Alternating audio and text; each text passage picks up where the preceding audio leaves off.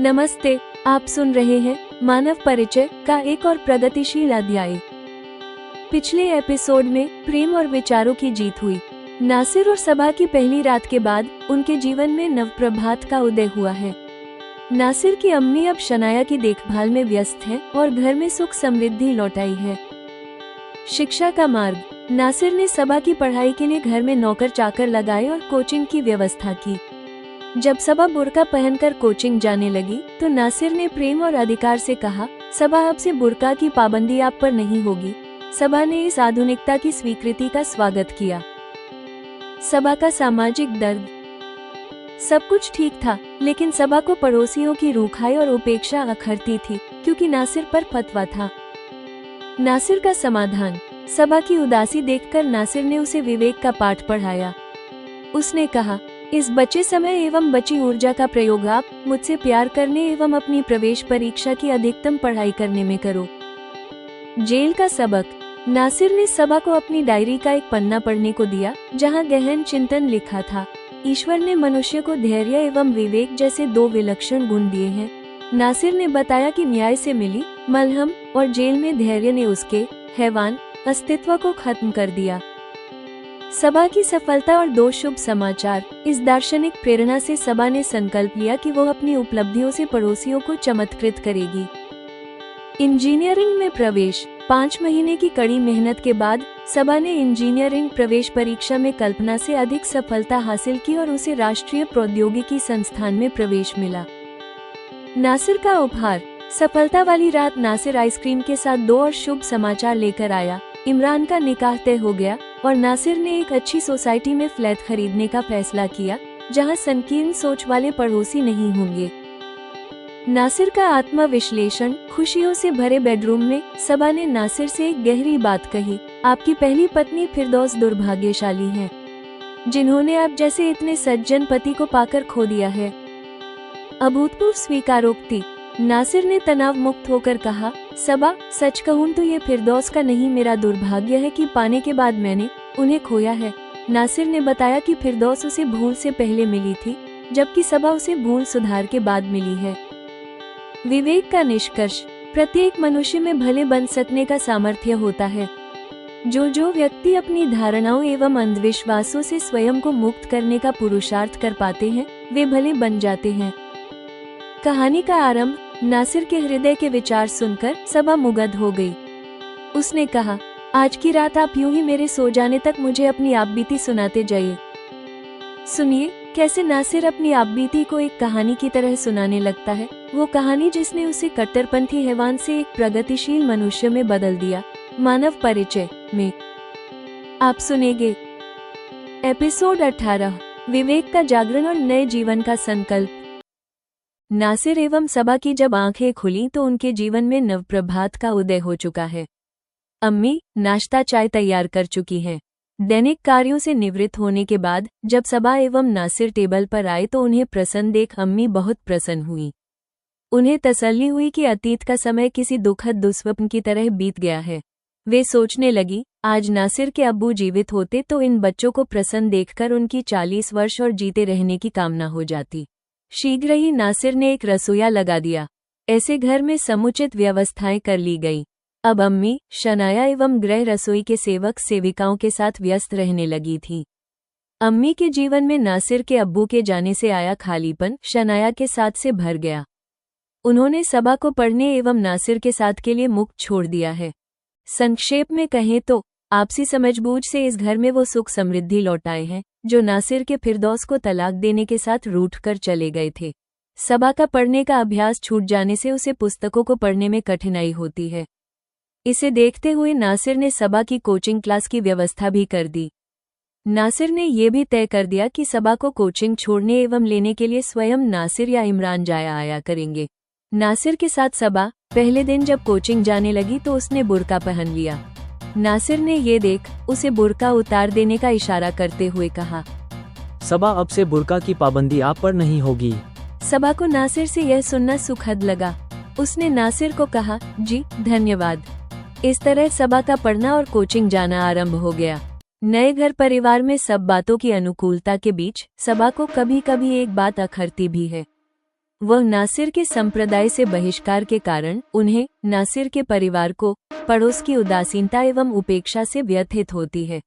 कभी कभी इस बात से उदास सी दिखती सबा को नासिर की तीक्ष्ण दृष्टि ने पहचान लिया।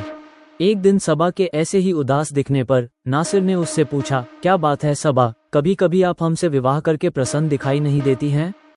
सबा ने उत्तर दिया, जी ऐसी बात नहीं है। पत्नी को प्रोत्साहन देने वाले आप जैसे पति जिन्हें मिलते हैं वे पत्नी भाग्यशाली ही होती है। नासिर ने इस पर पूछा, फिर आज आपका प्यारा मुखड़ा इस प्रकार उदास क्यों है? सबा ने उत्तर में कहा, हमें यहाँ पड़ोसियों की रूखाई, व्यवहार एवं बोलचाल से कभी कभी डर सा लगने लगता है। हमारे अब्बू के घर के पास पड़ोस में हमें जितना प्यार मिलता है, इसके ठीक विपरीत यहाँ हमें अपने लिए उतनी ही घृणा सी अनुभव होती है।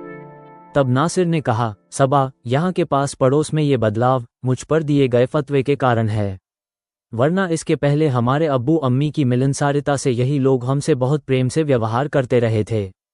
सबा ने तब पूछा, क्या अब उनकी इस रुखाई को दूर करने का कोई उपाय नहीं है? नासिर ने उत्तर दिया, सबा, आप थोड़ी दृष्टि बदल कर देखिए। जो वातावरण सबको परेशान करता प्रतीत होता है, उसी वातावरण में रहते हुए हमारे लिए कुछ अधिक अवसर होते हैं। यहाँ की परिस्थितियों में अवसरों की पहचान करके समय के सही प्रयोग से आप अपनी प्रतिभा में निखार ला सकती हैं, अपने जीवन के लिए उपलब्धियाँ अर्जित कर सकती हैं। इस पर सबा ने पूछा, आप क्या कहते हैं, इस वातावरण में मैं स्वयं को कैसे एडजस्ट करूं? नासिर ने इसका उत्तर शरारतपूर्ण ढंग से दिया। उसने कहा, यहाँ आपसे मिलने जुलने वाले एवं बात करने वाले लोग नहीं हैं। इससे आपके अनमोल समय एवं ऊर्जा की बचत हो रही है। अपने इस बचे समय एवं बची ऊर्जा का प्रयोग आप मुझसे प्यार करने एवं अपनी प्रवेश परीक्षा की अधिकतम पढ़ाई करने में करो। इस बात से लजा जाने के कारण सबा के मुख पर लाली छा गई। उसने अपना मुखड़ा नासिर के सीने में छिपा लिया। तब नासिर ने उस पर अपनी बाहों का घेरा कसते हुए कहा, वाह सबा, कितनी समझदार हो आप। पहले ही पल से आपने मेरे परामर्श पर कार्यवाही शुरू कर दी है। नासिर के हास्य का आनंद लेते हुए सबा हंस पड़ी। ऐसे सबा की उदासी का अंत हो गया। तब नासिर ने कहा, सबा, मैंने 3 साल का कारावास भुगता है। कहने को जेल की कल्पना से ही सब सिहर जाते हैं। प्रतिकूल परिस्थितियों में वहां मैंने सीखा है, यदि हम विपरीत समय को सही प्रकार निभाते हैं तो हमें वो सबक मिलता है जो हमारे जीवन दर्शन को सही दिशा देता है। मैं अभी वर्कशॉप जा रहा हूँ। आपको पढ़ने के बीच जब थकान अनुभव हो तब मेरी डायरी का ये पन्ना आप पढ़ना। कहते हुए नासिर ने फ्लैग की हुई एक डायरी सबा को दी थी। बाद में जैसा नासिर कह गए थे सबा ने वैसा ही किया है। उस दिन सबा को पढ़ते हुए जब लगातार 3 घंटे हुए तब उसने डायरी का वो पन्ना खोल लिया है जिसमें नासिर की लिखावट में दर्ज है, ईश्वर ने मनुष्य को धैर्य एवं विवेक जैसे 2 विलक्षण गुण दिए हैं, जिनके प्रयोग से कोई भी मनुष्य अपनी हुई बड़ी से बड़ी भूल को सुधार सकता है या अपनी हुई बड़ी से बड़ी क्षति से उबरकर अपने जीवन में दूसरों से बड़ी उपलब्धियां अर्जित कर सकता है। दुर्भाग्य, मगर इन गुणों का प्रयोग अधिकांश व्यक्ति नहीं कर पाते हैं। विशेषकर आज की परिस्थितियों में किसी व्यक्ति के द्वारा धैर्य एवं विवेक का प्रयोग करते देखना विरली बात हो गई है। आज मनुष्यों में ऐसी प्रतिस्पर्धाओं का चलन हो गया है जिसमें आगे आने की धुन में उनको प्रदत्त ये गुण तथा सामर्थ्य औचित्यहीन से लगते हैं। हर कोई अब स्वविवेक प्रयोग करने से सरल अन्य सफल व्यक्ति की नकल कर लेना समझता है। प्रतिस्पर्धाओं में सबसे भयानक प्रतिस्पर्धा दूसरे से अपने धर्म को श्रेष्ठ बताने वाली है। मुझ नासिर पर फतवा के मूल में भी मुझे इसी प्रतिस्पर्धा का होना प्रतीत हुआ है। तभी संयोगवश जज हरिश्चंद्र से मिली न्याय की मलहम ने मुझ में सो रहे विवेक को जागृत कर दिया। तब मेरे पास जेल में जीवन स्वरूप पर धैर्यपूर्वक विचार मंथन का समय है। उसी समय मेरा विवेक स्फूर्त हुआ और मैंने सार्थक साहित्य पढ़ना आरंभ किया। इस तरह जेल जाने से पहले के नासिर में हैवान का जो अस्तित्व था, जेल से रिहा हुए नासिर में नहीं बचा, जिससे मनुष्य रूप जन्मा नासिर मनुष्य की तरह कर्म, आचरण एवं व्यवहार करने लगा। नासिर की लिखी डायरी का ये पन्ना सबा ने बार बार पढ़ा है। इससे प्रेरित होकर सबा ने संकल्प लिया कि पड़ोस के लोग जो अपनी संकीर्ण सोच एवं दृष्टि के कारण सबा एवं उसके परिवार की उपेक्षा कर रहे हैं, इन लोगों को सबा अपनी मेहनत एवं लगन से अर्जित उपलब्धियों से इसी जीवन में चमत्कृत करेगी, जिससे उन्हें विवश होना पड़ेगा कि वे अपने व्यवहार के साथ साथ अपनी आस्था, धारणाओं एवं मान्यताओं की पुनः समीक्षा करें। सभा में प्रतिभा थी ही, इसमें इस संकल्प एवं नासिर के प्रोत्साहन के जुड़ जाने से जिस दिन उसका इंजीनियरिंग प्रवेश परीक्षा का परिणाम आया, उसमें सबा को कल्पना से अधिक सफलता मिली। 5 ही महीने की पढ़ाई से सबा को वो रैंक प्राप्त हुई जिससे उसका शहर में स्थित राष्ट्रीय प्रौद्योगिकी संस्थान में प्रवेश सुलभ होता है। परिणाम वाली रात सबा की आइसक्रीम के प्रति आसक्ति को ध्यान में रखकर नासिर भिन्न भिन्न फ्लेवर की बहुत सारी आइसक्रीम लेकर आया। पहले नासिर ने सबा को अपने हृदय से लगाकर बधाई दी, फिर अम्मी और शनाया के साथ में आइसक्रीम खाते खिलाते हुए उसने बताया, सबा की आज की इस सफलता के साथ ही आज मेरे पास बताने के लिए 2 और शुभ समाचार हैं। ये सुनकर अम्मी तो केवल मुस्कुराई थी, मगर सबा सुनने को अधीर हो गई। वो बोली, जी शीघ्रता से बताइए, मुझे एक पल की देर भी सहन नहीं हो रही है। नासिर के मन में एक पल सबा को तंग करने का शरारती विचार आया, जिसे उसने त्याग दिया और कहा, पहली शुभ बात यह है कि इमरान का निकाह तय हो गया है। तब सबा ने शिकायत करते हुए कहा, बात निकाह होने पर आ गई और मुझे अब बताया जा रहा है। नासिर ने तब हंसते हुए कहा, चलो हम आपकी इसी शिकायत पर बात कर लेते हैं, दूसरी खबर को छोड़ देते हैं। सबा ने तब दिखावटी रूप से तुनकते हुए कहा, जी मैं आपसे बात नहीं करूंगी। आपने मुझे इतनी कठिन पढ़ाई में लगा दिया, इस पर अब शुभ समाचार सुनने के लिए भी तरसाते हो। सबा के इस अभिनय पर अम्मी को हंसी आ गई। उन्होंने हंसते हुए कहा, नासिर आपके पास जो भी समाचार हैं वो तुरंत बता दो। आप हमारी प्यारी बहू सबा को अब और परेशान न करो। नासिर ने तब यथोचित गंभीरता से बताया, इस वर्ष हमारे वर्कशॉप से बहुत अच्छी आमदनी हुई है। इस कारण कुछ लोन लेकर फ्लैट लेना हमारे लिए सरल हो गया, जिससे मैंने एक अच्छी सोसाइटी में फ्लैट खरीदना तय किया है। सबा ने प्रसन्नता से पूछा, जी ये सोसाइटी कहाँ है? नासिर ने बताया, इसकी लोकेशन सबा के कॉलेज के पास होने के साथ ही सोसाइटी वासियों की सोच यहाँ के लोगों जैसी संकीर्ण नहीं है। वहाँ रहने से हमें पड़ोस की यहाँ जैसी रूखाई सहन नहीं करनी पड़ेगी। अम्मी ने तब व्यथित होकर कहा, मगर नासिर बेटा, ये हमारा पुश्तैनी घर है। नासिर ने आदरपूर्वक उत्तर दिया, अम्मी, इसे हम उस भले अभावग्रस्त व्यक्ति को कम कीमत पर बेच देंगे जो इसे अच्छा मेंटेन करने के साथ ही इसमें रहकर इसे अपने परिवार की उन्नति का माध्यम बनाएगा। अम्मी ने तब आश्वस्त होते हुए कहा, मेरे बच्चों, जिसमें आप प्रसन्न होते हो वही बात या घटना अब मुझे भी प्रसन्नता प्रदान करती है। सबा ने अम्मी को गले लगाते हुए कहा, अम्मी, हमारे सुख समृद्धि का वास आपके ही छत्र छाया में होता है। हमारे अल्लाह से मेरी प्रार्थना केवल इतनी है कि वो हम पर आपकी यह छत्र छाया सदा बनाए रखे। अम्मी सबा के इस जेस्चर से भाव विह्वल हो गईं। उस रात डिनर के बाद नासिर और सबा बेडरूम में बहुत प्रसन्न थे। तब सबा ने नासिर से कहा, जी आप बुरा नहीं माने तो मैं एक बात कहूँ। नासिर यह सुनकर चौकन्ना हो गया। वो सोचने लगा कि सबा ऐसा क्या कहना चाहती है जिसमें मुझे बुरा भी लग सकता है। फिर अपने मनोभाव छुपाते हुए प्रकट में उसने कहा, सबा, मैं जानता हूँ कि अम्मी के बाद इस दुनिया में आप ही मुझे सबसे अधिक चाहती हैं। इससे आपकी किसी बात से मुझे बुरा लगने का प्रश्न ही नहीं उठता है। आप बिना किसी संकोच के आपके मन में जो है वो कह दीजिए। तब सबा ने कहा, आपकी पहली पत्नी फिरदौस दुर्भाग्यशाली है, जिन्होंने आप जैसे इतने सज्जन पति को पाकर खो दिया है। नासिर ये सुनकर तनाव मुक्त हुआ। नासिर ने पहले कुछ पल सोचा, फिर कहा, सबा, सच कहूँ तो ये फिरदौस का नहीं मेरा दुर्भाग्य है कि पाने के बाद मैंने उन्हें खोया है। फिरदौस को खो देने के बाद मैंने उन्हें हृदय में वह आदरपूर्ण स्थान दिया है जिस आदर की वे हमेशा से पात्र रही हैं। सबा ने ये सुनकर अचकचाते हुए पूछा, क्या आपके कहने का आशय यह है कि मैं पत्नी के रूप में आपकी योग्य संगिनी नहीं हूँ? नासिर ने कहा, सबा, मेरे कहने का अर्थ इस तरह नहीं निकालो। आप निस्संदेह मेरी योग्यतम संगिनी हो, मगर आप मुझे मेरी भूल सुधार के बाद मिली हो, जबकि फिरदौस मुझे मेरी भूल के पूर्व अल्लाह की वरदान के रूप में मिली थी।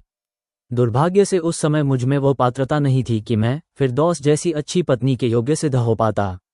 वास्तव में फिरदौस के लिए योग्य वही सज्जन पुरुष हैं जो आज उनके पति हैं। सबा को तब फिरदौस से ईर्ष्या हुई, जिसे प्रकट नहीं करते हुए उसने कहा, फिरदौस सच में क्या इतनी प्यारी है कि फिरदौस के पीठ पीछे भी आप उन्हें इतने आदरपूर्वक स्मरण करते हैं और उनके बारे में ऐसा सोचते हैं? नासिर ने कहा, जी हाँ सबा, आपको मिला नासिर वास्तव में जेल में हुए परिशोधन के बाद का सुधरा हुआ नासिर है, जबकि फिरदौस को जिस नासिर का सामना करना पड़ा वह एक कट्टर, उद्दंड एवं संकी नासिर था। फिरदौस का मिलना और खो देना नहीं हुआ होता तो शायद नासिर कभी संभ्रांत नासिर नहीं बन पाता। प्रत्येक मनुष्य में भले बन सकने का सामर्थ्य होता है, जो व्यक्ति अपनी धारणाओं एवं अंधविश्वासों से स्वयं को मुक्त करने का पुरुषार्थ कर पाते हैं वे भले बन जाते हैं। जो ऐसा नहीं करते वे जीवन भर इतनी ठोकरें खाते हैं कि उनमें ठोकर लगने का बोझ समाप्त हो जाता है। अब तक सबा पर नासिर का सम्मोहन हावी हो चुका है। उसने मुग्ध भाव से कहा, जी, आपके हृदय के विचार आज मुझे शारीरिक संबंधों से अधिक सुखद लग रहे हैं। आज की रात आप यूं ही मेरे सो जाने तक मुझे अपनी आप बीती सुनाते जाइए। इस बात पर नासिर पानी पीते हुए सोचने लगा कि क्या बताना सबा के लिए उपयोगी एवं उचित रहेगा। इस बीच सबा वॉशरूम जाकर लौट आई और चादर ओढ़ कर लेट गई है। तब नासिर ने बत्ती बुझाई और वो चादर में सबा के साथ लेट गया है। फिर नासिर सबा को किसी कहानी जैसे अपनी आप बीती सुनाने लगा।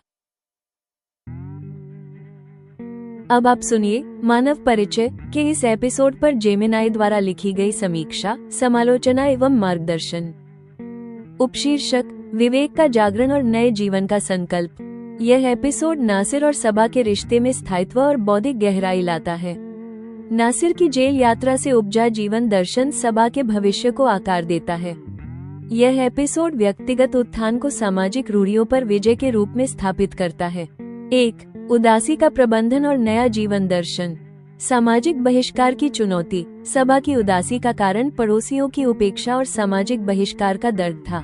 नासिर का सकारात्मक पुनर्निर्देशन। नासिर सबा की उदासी को सकारात्मक ऊर्जा में बदलता है। उसका तर्क है कि अकेलेपन से बचा हुआ समय और ऊर्जा उसे पढ़ाई और प्रेम में लगानी चाहिए। वह प्रतिकूलता को अवसर में बदलने का सबक देता है। डायरी का पन्ना नासिर के नैतिक परिवर्तन का केंद्र बिंदु है, जो धैर्य और विवेक को मनुष्य के सबसे विलक्षण गुण बताता है, जिनका उपयोग बड़ी से बड़ी भूल को सुधारने में किया जा सकता है। 2. सबा की सफलता और समाज को चुनौती। सबा का संकल्प। नासिर की डायरी पढ़कर सबा संघर्ष का मार्ग चुनती है। उसका संकल्प है कि वह अपनी उपलब्धियों से उन संकीर्ण सोच वाले पड़ोसियों को चमत्कृत करेगी और उन्हें अपनी मान्यताओं की समीक्षा करने पर विवश करेगी। इंजीनियरिंग प्रवेश में सफलता। सबा की राष्ट्रीय प्रौद्योगिकी संस्थान नित में प्रवेश नासिर के प्रोत्साहन और सबा की प्रतिभा की अभूतपूर्व जीत है, जो शिक्षा और ज्ञान की शक्ति को दर्शाता है। पलायन बनाम प्रगति। नासिर का नई प्रगतिशील सोसाइटी में फ्लैट खरीदने का निर्णय ये दर्शाता है कि वो सबा को एक शांत और अनुकूल वातावरण देना चाहता है। 3. फिरदौस पर आत्मस्वीकृति। फिरदौस का सम्मान। सबा द्वारा फिरदौस को दुर्भाग्यशाली बताने पर नासिर ईमानदारी से स्वीकार करता है कि फिरदौस को खोना उसका दुर्भाग्य था, क्योंकि उस समय वो अच्छा पति बनने के पात्र नहीं था। वह फिरदौस को अल्लाह का वरदान कहता है। सुधरा हुआ इंसान। नासिर का निष्कर्ष कि फिरदौस का मिलना और खो देना नहीं हुआ होता तो शायद नासिर कभी संभ्रांत नासिर नहीं बन पाता, उसके प्रायश्चित की गहराई को स्थापित करता है। बौद्धिक सहवास। सबा का अंत में ये कहना कि नासिर के हृदय के विचार उसे शारीरिक संबंधों से अधिक सुखद लग रहे हैं, इस विवाह की सर्वोत्तम विशेषता है, जो उनके रिश्ते को प्रेम, सम्मान और बौद्धिक संवाद के अद्वितीय स्तर पर स्थापित करता है। एपिसोड 18 समाप्त।